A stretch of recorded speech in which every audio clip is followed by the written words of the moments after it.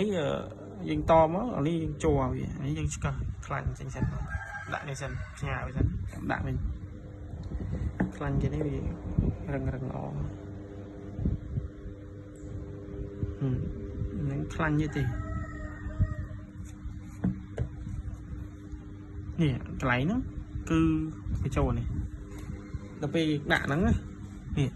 គឺចូលក្នុងហ្នឹងនេះអញ្ចឹងគឺវាវិលមកវាទាញឲ្យវាអានេះចុះឡើងបាទយើងកាច់វាមកបាទវាចុះឡើងនៅកន្លែងនេះបាទអាហ្នឹងអាប្លួយវានេះតាក់ក្នុងនេះគ្រឿងរបស់គេអញ្ចឹងវាតាក់តងគ្នាច្រើនអង្គុញនេះកាត់ធ្ងន់ជាងគេតាក់ក្នុងផងបាទតាក់ក្រៅផងបាទអង្គុញនេះអាមញ៉ុងនេះបាទតាក់ក្នុងមួយនេះកាលណាដែលយើងកាច់មកស្វានបុកនិងស្វានអត់បុកគឺវាអាហ្នឹងវាតាក់គ្នាពេលដែលនឹងអូសទៅអានេះអូសមកជាមួយនឹងអាក្បាលមុខទៀតមញ៉ុងក្បាលមុខនឹងក្នុងទៀតនេះមញ៉ុងនេះអញ្ចឹងពីរនេះធ្វើការដូចគ្នាបាទតែបើសិនជាពេលដែលយើងកាច់អត់បុកវាវិលតានេះទេបាទអានេះវាផ្ដាច់ចោលចំហចោលផ្ដាច់ចោលចេះ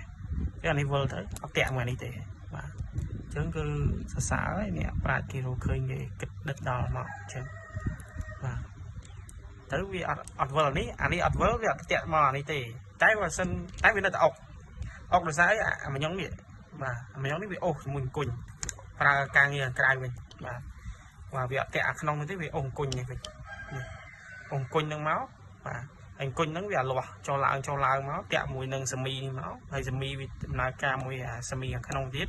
វាស្តង់លោតទៅបុកទៅយោហើយបាទវាអត់វិលក្បាលទេអញ្ចឹងដំណើរការនេះខ្លះយើងបញ្យល់បានតាមយើងអាចបញ្យល់បានហើយយើងព្យាយាមមើលហើយយើងព្យាយាមស្វែងយល់បន្ថែមទៀតអញ្ចឹងគ្រូបង្ហាញផ្លូវបានប៉ុណ្ណឹងហើយសំខាន់គឺ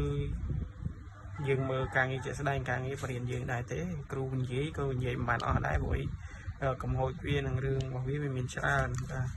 អញ្ចឹងប្រាប់ពីដំណើរការខ្លះទេអញ្ចឹងតាក់ទងនឹងកន្លែងនេះគឺយើងដោះបានណាបាទនេះ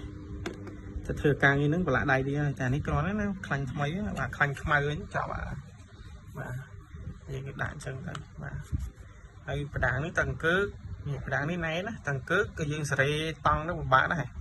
សេរីតង់យូរកាលក៏ប្រឆិតតិចបានវាចូលតង់ដោយសារតែប្រដាងនេះវាអង្គើប្រដាងនេះវាទប់អាជើងនេះ